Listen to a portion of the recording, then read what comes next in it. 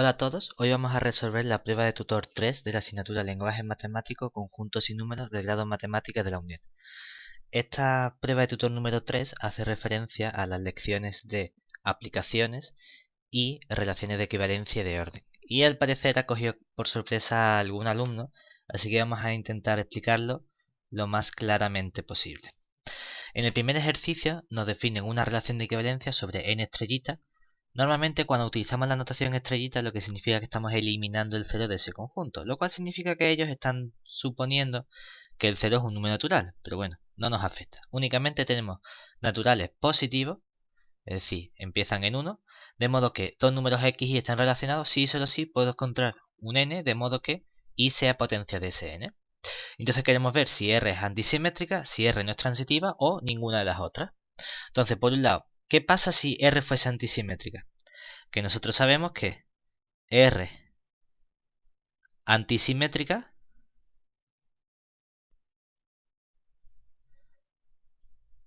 si y solo si X está relacionado con Y y también tengo que Y está relacionado con X, entonces X es igual a Y. Bueno, pues vamos a ver qué significa cada cosa. Que X esté relacionado con Y significa que, por definición, existe un número n perteneciente a los naturales asteriscos tal que x elevado a n es igual a y. Que y está relacionado con con x, significa que existe un número natural, no tiene por qué ser la misma n, una m perteneciente a n asterisco, tal que y elevado a m es igual a n. Pero claro, entonces, si yo sustituyo la y en esta ecuación, me quedaría que x elevado a n por m es igual, aquí no viene una x, una n, sino una x. Es igual a x. Claro, pero tanto x como n son números naturales. Por lo tanto, esto es cierto si y solo si x es el número 1. Solamente para el 1, pero claro, entonces, si la x es el 1, la y también es el 1. Pero entonces esto se reduce a la reflexividad de mi relación. Porque lo único que estoy diciendo es que el elemento 1 está relacionado con el 1, ¿vale? Ya está. Pero no me está diciendo nada sobre la antisimetría, es decir, no hay otros dos elementos, de modo que si x está relacionado con y y está relacionado con x, eso me implica que x igual a y. En cualquier otro caso, exceptuando que x e y sean el caso 1, es decir, luego, si x y y son distintos de 1, que x está relacionado con y e y esté relacionado con x, no implica que x sea igual a y. ¿De acuerdo? Por lo tanto, tengo que no puede ser antisimétrica, es decir, esto no se tiene. Pero veamos si no es transitiva, o si es transitiva. Claro, que R sea transitiva, ¿qué significa? Significa que si X está relacionado con Y e Y está relacionado con Z, entonces el X está relacionado con el Z. De nuevo vamos a escribir lo que significa. Que X esté relacionado con Y significa, por definición, que existe un n perteneciente a n asterisco, tal que x elevado a n es igual a y. Pero que y esté relacionado con otro z, lo que me está diciendo es que existe un m perteneciente a los naturales asteriscos, tal que y elevado a m es igual a z. Pero entonces cuando sustituyo, ¿qué me queda? Sustituyo la y aquí y me queda x elevado a n por m, que claro, n por m es un número que pertenece a n asterisco. Otro número, otro exponente. Y eso es igual a z. Pero esto por definición lo que significa es que x está relacionado con el z. Entonces es transitiva, por lo tanto, no se tiene que no sea transitiva. Por lo que la respuesta correcta sería ninguna de las otras. Bien. Siguiente ejercicio. Me dan también una relación y ahora me la define de forma distinta. Queremos ver si es simétrica, transitiva o ninguna de las otras dos. Entonces, para la simetría,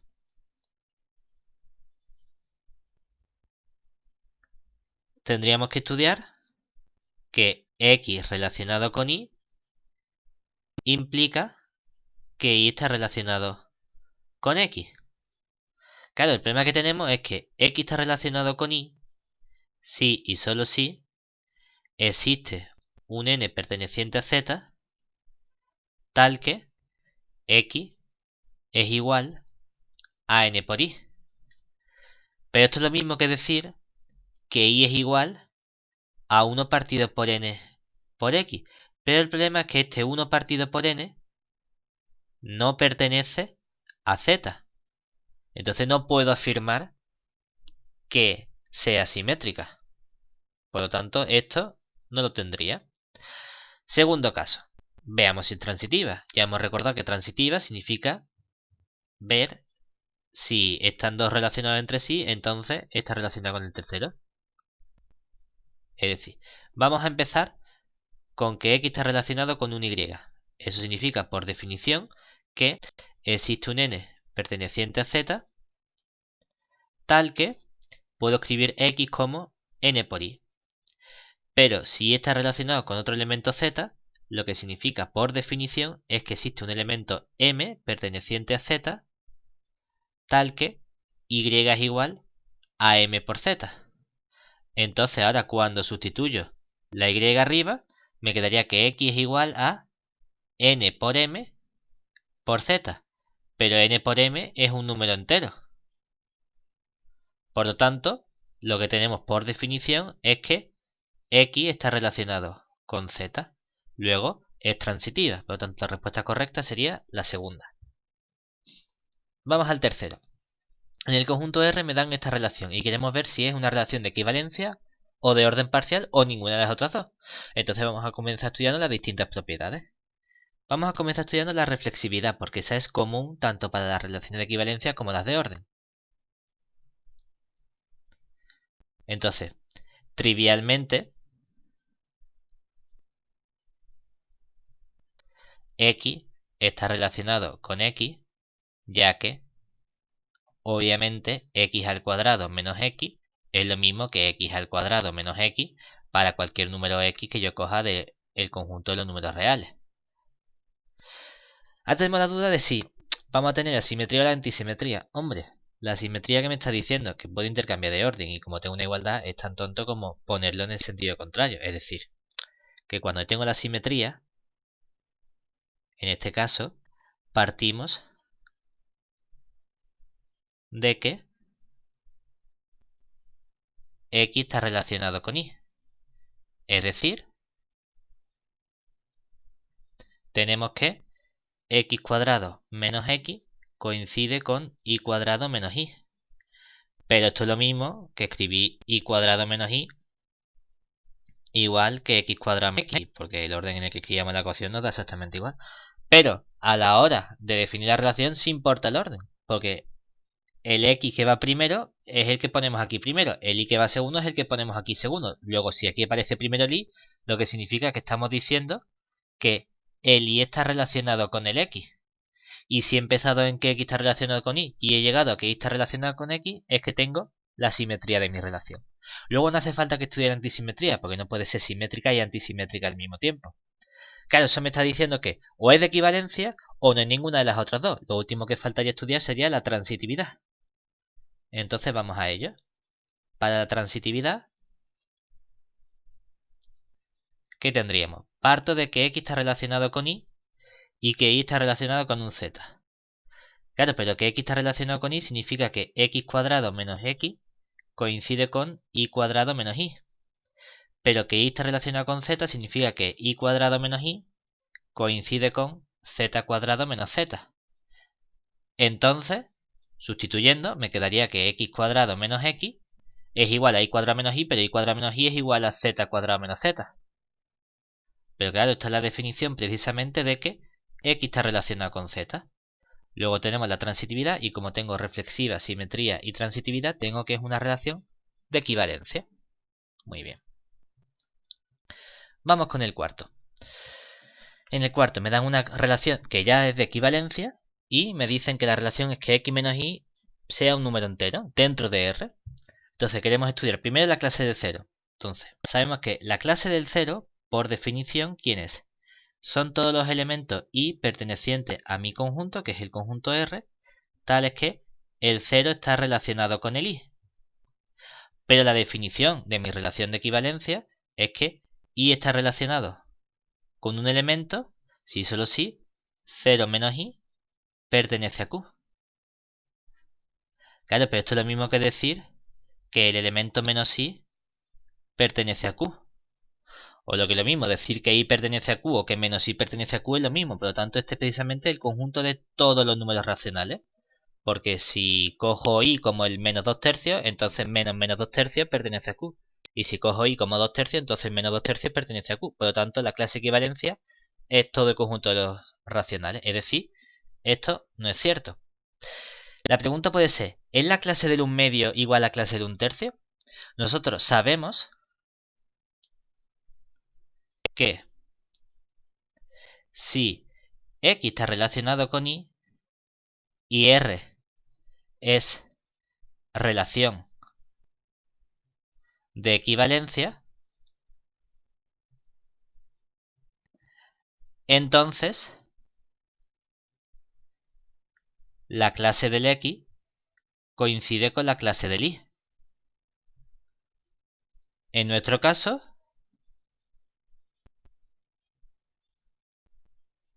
si yo cojo x como el 1 medio e y como el 1 tercio, tenemos que, ¿cuánto vale x menos y? X menos y vale 1 medio menos 1 tercio, que sería 3 sextos menos 2 sextos, que es igual a 1 sexto, pero 1 sexto es un número racional. ¿Y eso qué significa? Que entonces el 1 medio está relacionado con el 1 tercio. Y por lo tanto, la clase del 1 medio coincide con la clase de equivalencia del 1 tercio. Y entonces tenemos que esta sería la respuesta correcta. Vamos a la pregunta 5. Ahora empezamos con aplicaciones. Queremos estudiar... Ahora, que se me había traspapelado. En la pregunta 5 me dan una región de vértice y queremos estudiar la relación de orden producto. Recordemos que la relación de orden producto era que A y B era menor o igual con la relación de orden producto que un elemento CD, si y solo si tenía simultáneamente que A era menor o igual que C y también se tiene que B es menor o igual que D. Entonces, podemos representar nuestro conjunto.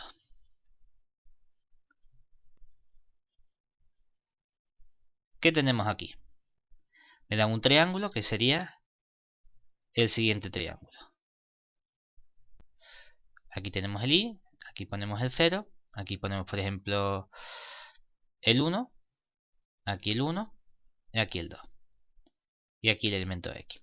Entonces tengo el punto A, que es el punto 0, 0. Tengo el punto B, que es el punto 1, 1. Y tengo el punto C, que es el punto 2, 0. Y cogemos el triángulo que tiene todos estos bordes y además está relleno.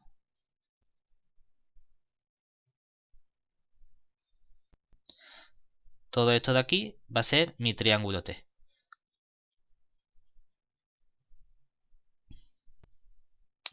Entonces, por un lado, que A sea el ínfimo. El ínfimo es una cota, es la menor de todas las cotas. Entonces, claro, para que algo sea una cota, es decir, para que A, que es el 0, 0, sea cota inferior, debe ocurrir que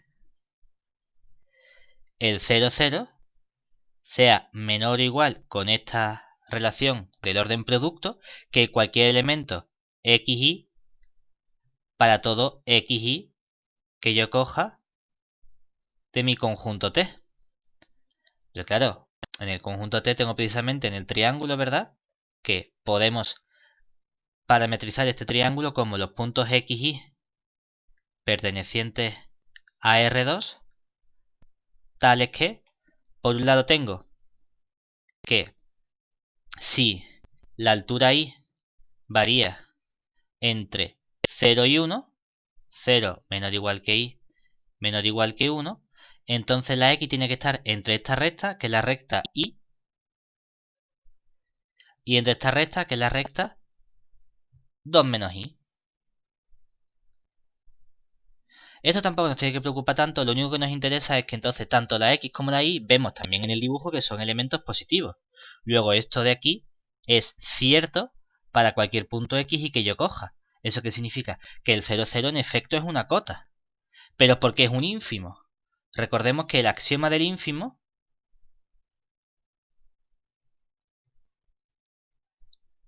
nos decía que si yo modificaba ligeramente este elemento, es decir, le restaba mínimamente alguna componente, un epsilon o un epsilon, entonces podía encontrar un punto, ¿verdad? ¿Eso qué significa? En el momento en el que yo me mueva ligeramente en una componente, ya tengo que hay un punto que está dentro.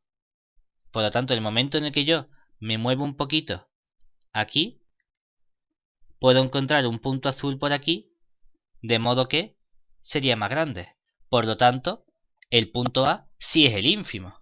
Es decir, que esta respuesta sería, el punto A es el ínfimo, por lo tanto la primera respuesta sería falsa. Vamos a ver ahora si eso es un elemento maximal. Recordemos que no es lo mismo elemento maximal que máximo. Es decir, el elemento C, que es el punto 2, 0, es maximal de T si y solo si no puedo encontrar ningún elemento XY perteneciente a T tal que, obviamente, el elemento XY tiene que ser distinto del elemento 2, 0 y además se cumple que 2, 0 es menor o igual con el orden P que un XY. Claro, pero para que esto fuese cierto, ¿qué tendría que ocurrir? Tendría que ocurrir que, imagínate que yo supongo que sí hay un elemento que verifica esta propiedad. Claro, pero esto, recordemos que la definición del orden producto me está diciendo que la X tiene que ser mayor o igual que 2 y la Y tiene que ser mayor o igual que 0. En mi conjunto los elementos Y son mayor o igual que 0, pero la X es siempre menor o igual que 2, porque la X siempre está a la izquierda de esta línea. Por lo tanto, no puedo encontrar ningún punto con la X que sea mayor o igual que 2. Porque si cojo justamente con la igualdad, el único punto que cumple que X es igual a 2 e Y es mayor o igual que 0 de mi conjunto T es el punto 2, 0. Pero ese punto lo estoy descartando. Por lo tanto, no puedo encontrar ningún punto alejado del triángulo T, es decir, a la derecha, con X mayor estricto que 2 o con Y mayor estricto que 0. ¿Eso qué significa?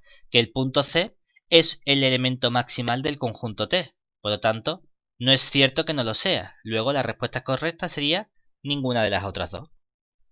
Vamos ahora con el ejercicio C, que ya empezamos con aplicaciones. Y queremos estudiar si estas igualdades son ciertas, falsas o no. ¿De acuerdo? Entonces, por un lado, para el apartado A, tenemos que un elemento X pertenece a F(-1) de A unión B si y solo si, cuando yo hago f de X, eso está en A unión B. Claro, pero por definición de la unión, esto me está diciendo que o bien f de X pertenece a A o f de X pertenece a B. Claro, pero esto sí, solo sí, por definición tenemos que f de X pertenece a A significa que X pertenece a F(-1) de A. O X pertenece, porque que f de X pertenezca a B significa que X pertenece a F(-1) de B. Pero esto me está diciendo que X pertenezca a la F(-1) de A o pertenezca a F(-1) de B, me está diciendo que el X pertenece a F(-1) de A o en la unión F(-1) de B. ¿Y eso qué significa? Que como tengo una cadena de equivalencias, puedo ir de un sitio al otro, por lo tanto tengo la doble contención, es decir, esta igualdad es cierta. Vamos al segundo apartado. En el segundo apartado el razonamiento es el mismo, lo único que cambiamos con la intersección, es decir, que x pertenezca a f la menos 1, f la menos 1 de A intersección con B, lo que me está diciendo es que f de x pertenece a la intersección de A y B. Claro, y eso me está diciendo, o bien, bueno, que f de x pertenece a A y que f de x pertenece a B. Pero que f de x pertenece a A significa que x pertenece a f a la menos 1 de A. Y que f de x pertenezca a B significa que que el x pertenece a f a la menos 1 de B. Pero como tengo aquí un y, esto significa que x pertenece a la intersección de f menos 1 de A con f a la menos 1 de B. Y como tengo una cadena de equivalencia, esto también es una igualdad. Vamos a ver si la última también se cumple. Claro, tenemos que x pertenece a f a la menos 1 de A complementario, si y solo si, por definición, f de x pertenece a A complementario. Pero, por definición de complementario, esto lo que significa es que f de x no pertenezca al conjunto A. Pero si f de x no pertenece al conjunto A, por definición, eso me está diciendo que el elemento x no pertenece a f a la menos 1 del conjunto A.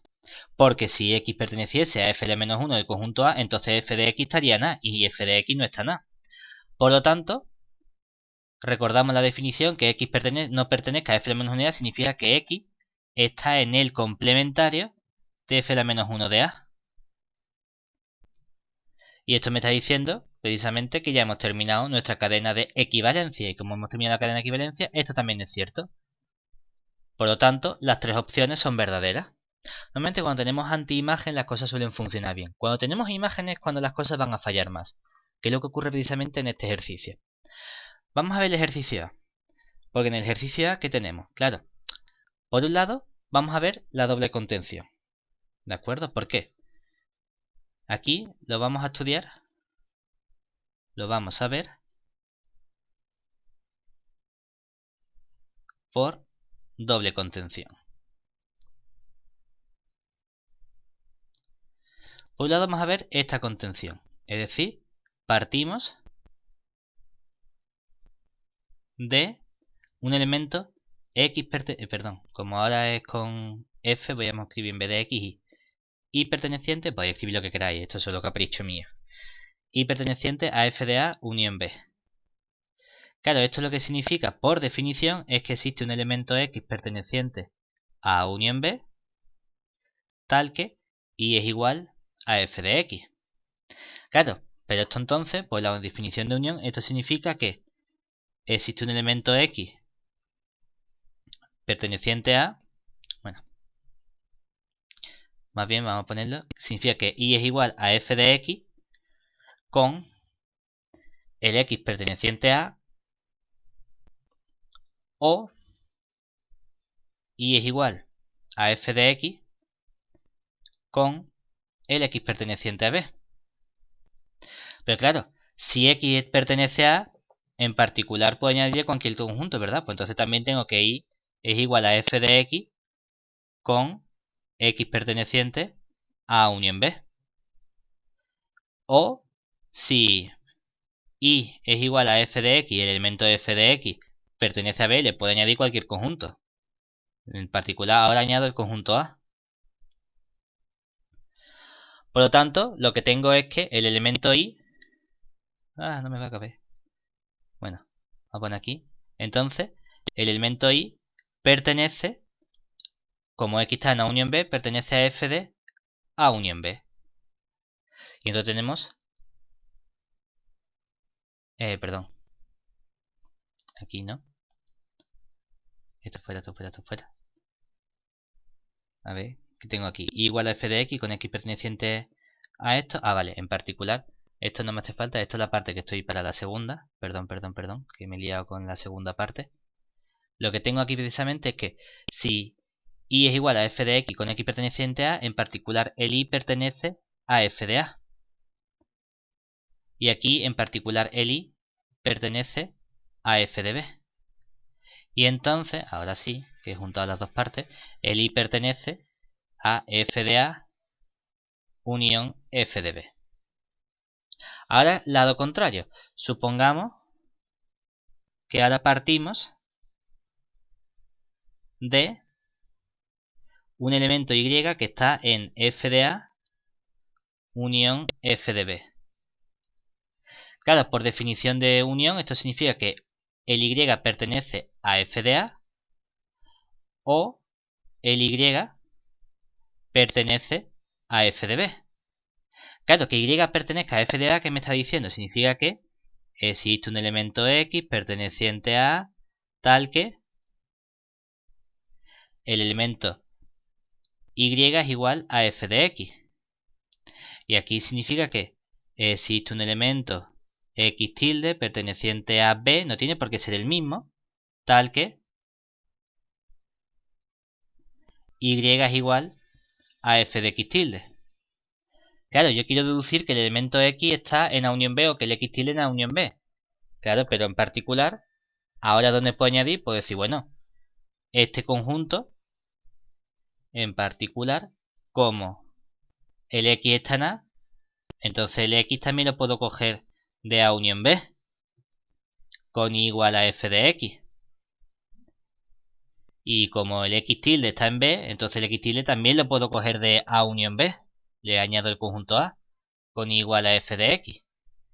¿Y eso qué significa? Que en cualquier caso, tengo que el y que está en f de x, el x está en b, el y es igual a f de x tilde, el x tilde está en unión b. En cualquier caso tengo que el y es igual a f de un elemento que está en A unión b. Por lo tanto, el y pertenece a f de A unión b.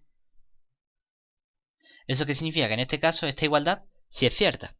Pero vamos a la segunda, que aquí es donde vamos a encontrarnos un problema. Vamos a ver b. En la segunda me preguntan si f de a intersección con b coincide con f de a intersección con f de b. Entonces vamos a estudiar igual las dos contenciones. Veamos por un lado si se tiene esta contención. Entonces, aquí partimos de un elemento y que pertenece a f de a intersección con b. Por definición, esto significa que existe un elemento x que está en a intersección con b, tal que y es igual a f de x. Pero por definición de la intersección, esto me está diciendo que puedo escribir el y como f de x con x perteneciente a y que puedo escribir el y como f de x con x perteneciente a b. Pero en particular entonces, de aquí deducimos que el y pertenece a f de a. Y de aquí deduzco que el y pertenece a f de b.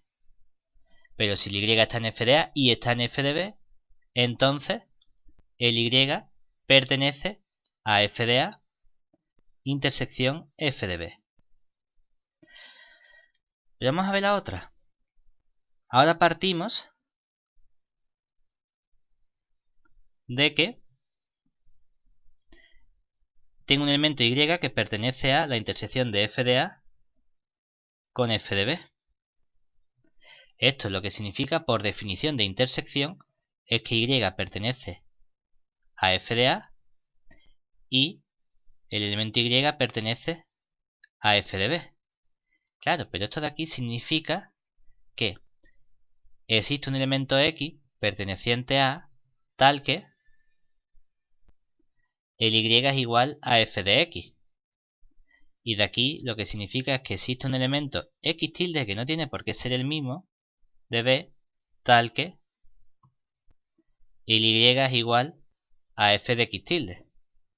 Claro, ahora ya no puedo decir corto con el conjunto, porque yo no puedo cortar y que sea igual. Yo puedo añadir cosas y no hay problema, pero al intersecar me está quedando conjunto más chico a lo mejor. Por lo tanto, a mí me gustaría que el x fuese igual a x tilde, pero ¿esto cuánto va a ser cierto? ¿Cuándo tengo que si f de x igual a f de x tilde, entonces x igual a x tilde? Esta propiedad solo es cierta si F es inyectiva. Y como estamos diciendo que no se cumple, no vale decir que no se cumple. Si digo que no se cumple, vamos a buscar un contraejemplo. Entonces, consideremos el conjunto, por ejemplo, me han dicho que la F va de A en I, ¿no? Pues vamos a coger el conjunto X como el 1, 2, 3. El elemento Y van a ser los ABC, por ejemplo. Voy a coger un conjunto A, que va a ser el conjunto formado por el 1, 2. Y voy a coger el B, que va a ser el formado por el 3. Y voy a decir que mi aplicación F envía el 1 en el A. F envía el 2 en el B.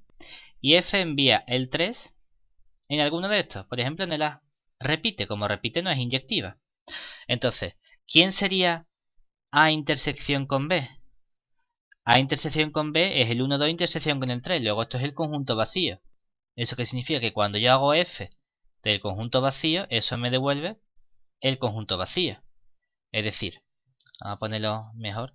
Vamos a decir que entonces F de A intersección con B es F del conjunto vacío, que es igual al conjunto vacío.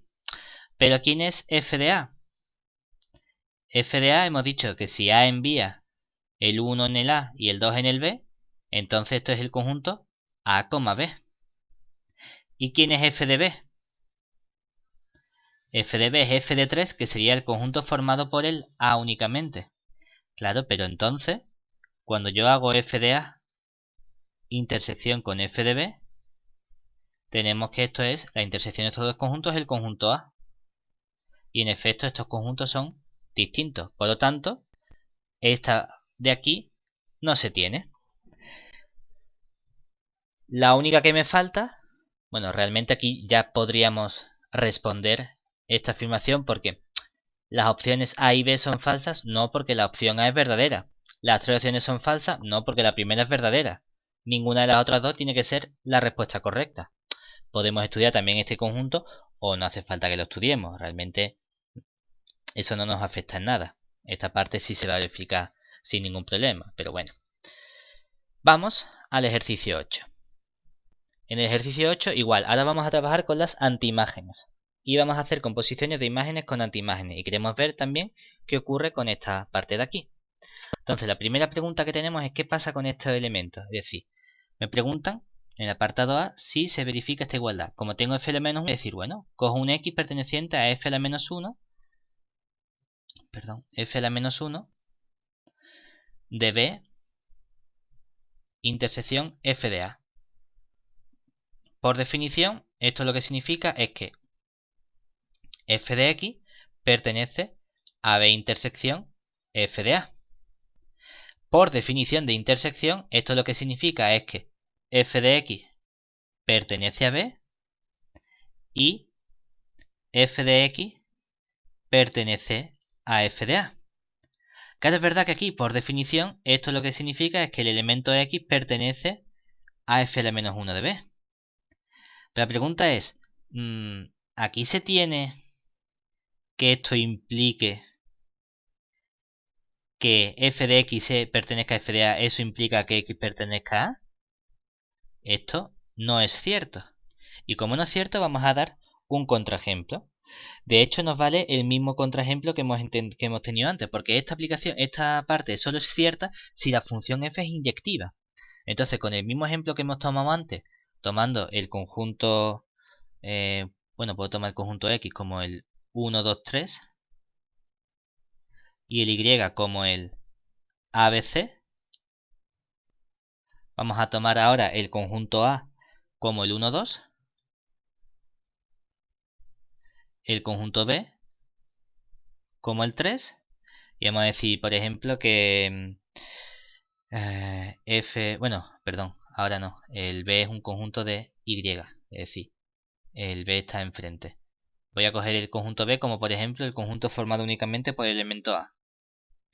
Y vamos a decir que f de 1 es igual AB, que f de 2 es igual a A y que f de 3 es igual, como quiero que no sea inyectiva, tiene que repetirse. Pues por ejemplo B. Claro, entonces, ¿qué ocurre? ¿Quién sería el conjunto f de A? F de A sería el conjunto formado por A y B. ¿Quién sería f a la menos 1 del conjunto B? F a la menos 1 del conjunto B sería qué elementos van a la, que sería el conjunto formado por el 2. Entonces, cuando yo estudio quién es f a la menos 1 de B intersección con A, ¿qué me queda? F a la menos 1 de B es el 2, la intersección de A sería únicamente el conjunto formado por el 2. Luego, ¿quién es B intersección F de A? B intersección F de A sería F de A es el AB. ¿Y qué tendríamos entonces? El AB lo corto con el B, me daría el A. Espérate, a ver si aquí... perdón, que en este ejemplo me he liado. Vamos a ponerlo bien, para que salgan las cuentas bien. Que me he confundido con otro que tenía preparado. Aquí, sigue sin cumplirse, pero vamos a tomar. El conjunto X va a ser el conjunto formado por el 1, 2, 3. El conjunto Y va a ser el conjunto formado por el A, B, C. Vamos a decir que f del elemento 1 es igual a B, que f del elemento 2 es igual a B y que f del elemento 3 es igual a A. Vamos a coger como conjunto A el conjunto formado por el elemento 1 y como conjunto B el conjunto formado por las letras A y B. Entonces cuando calculo f de A simplemente el conjunto formado por el B.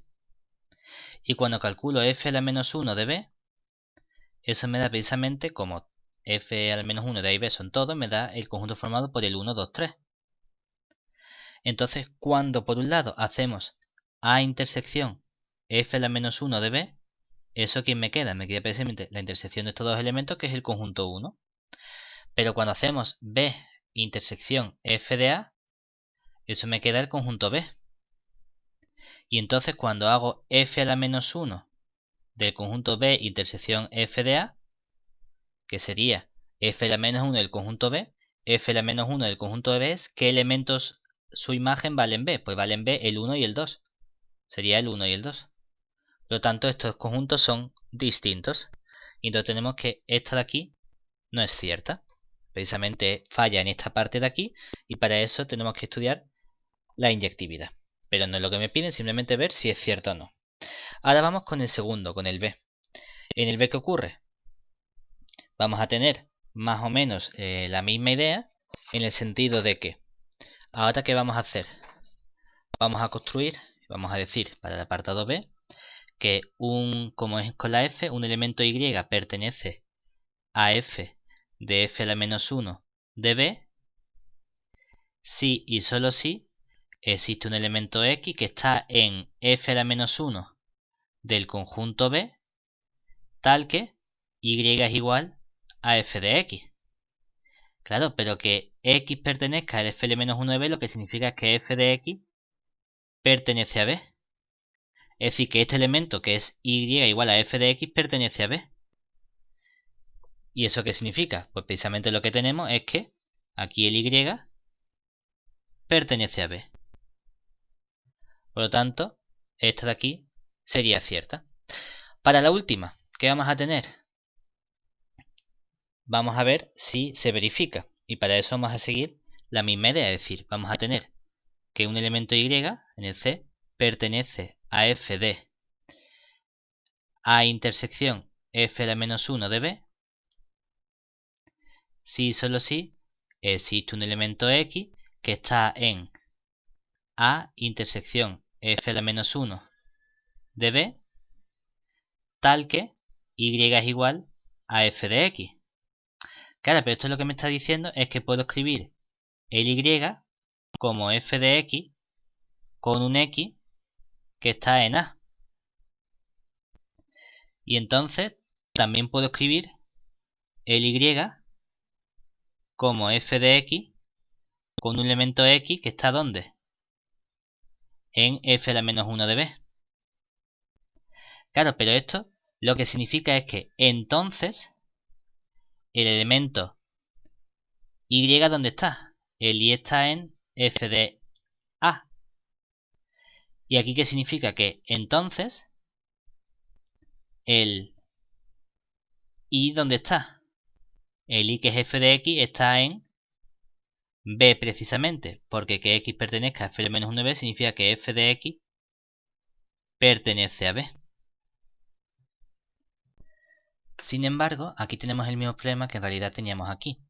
Aunque hemos dicho que esto es un sí solo sí, en realidad esto no es un sí solo sí. Esto lo único que me da es una implicación en este sentido, es decir, que entonces el y pertenece a b, es decir, que esto no siempre tiene por qué ser cierto. Y vamos a ver precisamente que esto es cierto únicamente cuando mi aplicación f sea sobreyectiva. La parte que nos va a fallar en el lado contrario va a ser precisamente la sobreyectividad de nuestra función. Es decir, que en este caso ni esta parte ni esta parte la vamos a tener. Es decir, estas cosas no se van a cumplir, luego la única solución posible va a ser que las tres sean falsas. Porque esto se va a reducir precisamente, yo sé que f aquí también va a fallar la inyectividad porque f de la intersección no siempre es la intersección de las f. Eso ocurre cuando la función sea inyectiva, que es lo que vimos en el ejemplo anterior. Si queremos podemos modificar el ejemplo que hemos puesto aquí arriba ligeramente para conseguir precisamente ver que esta igualdad no siempre es cierta. Entonces tendríamos que buscar un conjunto, modificar esto únicamente, aquí ya no me hace falta tener el conjunto A ni todos estos elementos, sino vamos a coger una aplicación y un conjunto B de forma adecuada. Entonces, queremos que no sea sobreyectiva, pues esta aplicación f que va de x en y no es sobreyectiva porque el c lo deja sin tomar. Entonces, ¿qué pasa si yo tomo, por ejemplo, el conjunto B, que sea el conjunto formado por el A y el C? Claro, que entonces cuando yo hago, por un lado, f a la menos 1 del conjunto B, ¿eso quién me queda? Me dice los elementos cuya imagen es el conjunto B, el A y el C, pues únicamente tendría el conjunto formado por el 3. Pero claro, luego cuando hago f de f a la menos 1 del conjunto B, ¿qué me queda aquí? Me queda precisamente que esto sería f del elemento 3. Y f del elemento 3 es únicamente el elemento A. Y esto no coincide con el conjunto AC, por lo tanto esta afirmación no es cierta. Podemos razonar de forma análoga para esta parte de aquí. Tenemos una contención, tenemos esta parte que está aquí, es decir, si tengo un elemento de aquí, entonces también está en f de A intersección con B. Pero para la otra contención tendría que buscar unos elementos de modo que esto fallase. Y esto puede fallar, por ejemplo, con la inyectividad de la f. Si cojo una función f que no es inyectiva, ya he visto que f de A intersección con un conjunto no es lo mismo que la intersección de f de A con f de B. Entonces esto lo sabíamos del ejemplo anterior. Por lo tanto, la única opción posible es que las tres opciones son falsas. Vamos ahora con el ejercicio 9. Aquí queremos ver que si tengo una composición de aplicaciones, si la composición es biyectiva, entonces la f es biyectiva. Claro, si la A fuese cierto, entonces las tres serían ciertas. Porque si es biyectiva, entonces también es inyectiva y es subyectiva. Por lo tanto, vamos a ver cuál de estas dos, B y C, se tienen en realidad. Entonces, vamos a ver la B. Entonces, si queremos ver si f es inyectiva, partimos de, yo sé que f de x coincide con f de x tilde. Claro, quiero llegar a que x igual a x tilde, pero en particular yo puedo tomar g y decir, bueno, si f es igual a f de x tilde, entonces g de f de x también es igual a g de f de x tilde. Pero claro, esto es lo mismo que escribir la composición de la f con la g en el punto x y decir que eso es igual a la composición de la f con la g en el punto x tilde. Pero resulta que la composición es inyectiva y como la composición es inyectiva, entonces sé que x igual a x tilde. Luego tenemos que si f de x igual a f de x tilde, he llegado a que x igual a x tilde. Y aquí he usado que la composición f compuesto con g es inyectiva. Luego, esta afirmación es cierta. La que no va a ser cierta es precisamente la C. Que la composición sea sobreyectiva no me va a implicar que la función f sea sobreyectiva. Para eso podríamos tratar de buscar ejemplos que lo verifiquen, como por ejemplo el siguiente. Por ejemplo, podemos coger en el C, decir, bueno, vamos a coger la aplicación f que va de R más en R y que a cada elemento X le asocia el elemento X. Ojo, esta aplicación, ¿qué le pasa? No es sobreyectiva. ¿Por qué? Porque como aquí solo estoy cogiendo los elementos positivos, no va a haber ningún elemento negativo que sea imagen de alguien positivo. ¿De acuerdo? Si cojo ahora G como la aplicación que va de R en R+, esta aplicación no me pide ninguna condición, de modo que al X le hago corresponder X al cuadrado. ¿Quién es mi composición? Claro, la composición de F compuesto con G es la aplicación que va de R+, en R+, y de modo que el X vale X, el X va en X cuadrado, luego el elemento X va en el elemento X cuadrado. Pero esta aplicación sí es sobreyectiva. ¿Por qué? Porque todo elemento positivo es el cuadrado de algún número positivo. Precisamente eso tengo que tomar la raíz cuadrada. Luego esta aplicación no es cierta. Pero claro, como es verdad que si es inyectiva, entonces es inyectiva, y que si la composición es sobreyectiva no es sobreyectiva, entonces esta afirmación tampoco es cierta, porque la biyectividad sería que las dos fuesen al mismo tiempo. Entonces, dos opciones son falsas. Sería la respuesta correcta. La A y la C son falsas. Muy bien. Por último vamos a ver el ejercicio C. De forma similar queremos estudiar qué pasa con aplicaciones y si son inyectivas o no la composición. Por un lado nos dicen que si F es inyectiva y G es sobreyectiva, entonces la composición es biyectiva. Y queremos ver que esto no es cierto. Para eso vamos a coger la aplicación F que va del conjunto R+ en el conjunto R. De modo que a un X le hago corresponder la raíz de X. Claro, esto es una aplicación inyectiva. Por otro lado, voy a coger la aplicación G, de modo que va de R en R, y que a un X le hace corresponder el X, que la aplicación identidad, que es biyectiva, en particular es sobreyectiva. Sin embargo, cuando yo estudio la composición de F con G, ¿qué tenemos? Es una aplicación que va de R+ en R, y a un elemento X le hace corresponder el elemento raíz de X. ¿Qué ocurre? Que esta aplicación no es sobreyectiva. ¿Por qué? Porque si cojo un elemento negativo, claro, no hay ningún elemento negativo que sea la raíz cuadrada de alguien positivo. Entonces esta en particular no es sobreyectiva. Que podemos decir es inyectiva, pero aquí falla que no es sobreyectiva. Como no es sobreyectiva, en particular no puede ser biyectiva. Luego esta propiedad es falsa. Vamos a la segunda. Vamos a ver que si F es sobreyectiva y F es inyectiva, entonces la composición es biyectiva. Claro, esto me está diciendo si F es sobreyectiva y F es inyectiva, en particular es que F es biyectiva. Y queremos ver si tomo una aplicación F que sea biyectiva, si entonces la composición también tiene que ser biyectiva. ¿De acuerdo? Para ello, podríamos fijarnos en la C también, porque es únicamente inyectividad y sobreyectividad, pero bueno, vamos a estudiar el B. En el B, vamos a tomar la función F, que va del conjunto 0, pi medio, en R, de modo que a un X le hago corresponder el seno de X. Claro, f de X precisamente la gráfica que tiene es simplemente, tengo aquí el Y, tengo aquí el valor 1, el 0, pi cuarto, pi medio, aquí el X, en el 0 vale 0, en el pi medio vale 1, pues hace una cosa así. ¿De acuerdo? Esto sería igual al seno de x. Claro, es una aplicación.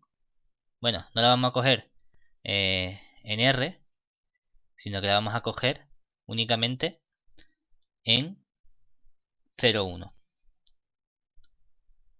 ¿Vale? Y ahora vamos a coger la aplicación G. Esto es únicamente para que sea biyectiva, como está entre 0 y 1, entonces la F es biyectiva. Y vamos a coger la aplicación G, que va de intervalo 0, 1, en R mismo, aquí ya nos da igual donde terminemos, de modo que a un X le hace corresponder 2X.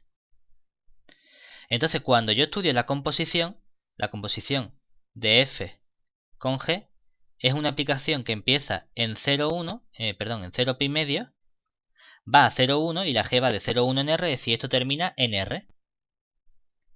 Y a cada X le hago corresponder el ¿qué? Primero hago la F, ¿verdad? Y luego ¿qué me quedaría? Me quedaría 2X, ¿verdad? ¿Y eso qué sería? Sería 2 seno de X. ¿De acuerdo? Claro, pero ¿qué le pasa a esta aplicación? Que cuando yo estudio esta aplicación,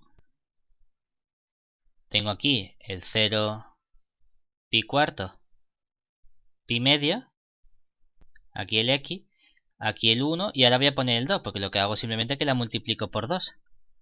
Es decir, que aquí vale 0 y ahora en el pi medio en vez de valer 1 vale 2. Es decir, la he estirado. Sigue siendo una aplicación inyectiva, pero no es objetiva, ¿por qué? Porque, por ejemplo, los puntos negativos no son imagen de nadie, ni los puntos que están por encima del 2 pueden ser imagen de nadie. Es decir, observemos que cuando trabajamos con aplicaciones es tan importante el conjunto sobre el que lo estoy definiendo, el conjunto inicial y final, como la definición de la aplicación. Luego esta de aquí no puede ser cierta. Faltaría ver únicamente a ver si la tercera es cierta o si las tres son falsas. ¿De acuerdo? Entonces, claro, para ver la última, ¿qué tenemos? Decimos, bueno, queremos ver la última si F inyectiva implica que la composición de F con G sea inyectiva. Entonces, partimos de que la composición de F con G en un punto X sea igual a la composición de F con G en un punto X tilde. Eso es lo que yo sé que es cierto. Claro, yo quiero ver entonces si se tiene inyectividad. Esto lo podemos escribir como que G de F de X coincide con G de F de X tilde. Claro, el problema es que no puedo relacionar las F de X y las F de X tilde entre sí. Porque yo no sé si F de X es igual a F de X tilde. Si fuesen iguales, entonces podría usar la inyectividad de F. Pero no sé si son iguales. Entonces aquí tengo un problema. Y como tenemos un problema, esto tiende a pensar que no va a ser cierto. Porque no podemos demostrarlo de forma directa. Entonces, vamos a buscar un contraejemplo. Consideremos la aplicación F, que va, por ejemplo, de... Por ejemplo, podemos tomar... que va de R en R. Y que a una X le hace corresponder el X. Simplemente. Esta claramente es una aplicación inyectiva, porque la aplicación es identidad. Pero vamos a tomar una aplicación cualquiera. Una aplicación cualquiera G, que vaya por ejemplo de R en R, y que a un X le haga corresponder, pues yo que sé, por ejemplo, X al cuadrado. Claro, esta, ¿qué le ocurre? Que entonces cuando yo estudie la composición de F con G, que va también de R en R, como F la identidad, esto simplemente me da la aplicación que a un X le hace corresponder X cuadrado. Claro que la gráfica de esta aplicación, ¿cuál es? es la parábola. Y entonces vemos que la parábola en particular no es inyectiva, porque cuando trazo rectas horizontales corta 2 veces en cada punto. Por lo tanto, la composición no es inyectiva, aunque la función f sí sea inyectiva. ¿Eso qué significa? Que esta tampoco es cierta, y la respuesta correcta es que las 3 opciones son falsas. Y con esto finalizamos la prueba tutor número 3.